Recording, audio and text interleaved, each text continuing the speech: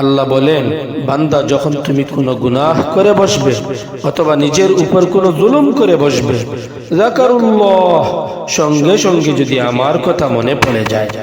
আল্লামা Alusi আল বাগদাদি রহমতুল্লাহি আলাইহি এর তর্জমা করেন, সে গুনাহ করার সঙ্গে সঙ্গে আল্লাহর কাছে পেশ হওয়াকে মনে করে, আল্লাহ তাআলার সামনে দাঁড়ানো লাগবে কথা তার মনে পড়ে, আল্লাহ তাআলার নিয়ামতের কথা মনে করে, আল্লাহ তাআলার আযাবের কথা মনে করে, এবং আল্লাহ তাআলা তাকে যে এ বিষয়ে প্রশ্ন করবেন এ কথা মনে করে, এটির নাম হলো যাকারুল্লাহ। সে যখন গুনাহ করে সঙ্গে সঙ্গে আমার কথা মনে করে, সে গুনাহ করে আমার কথা মনে করে। যেমন কোন চাকর যদি মালিকের দোকান থেকে কোনো কিছু চুরি করে, তবে সে সারাক্ষণ মালিকের কথা তার মনে থাকে, হায় মালিকের কি করে ফেললাম, সারাক্ষণ এ চিন্তা তার মাথায় ঘুরতে থাকে।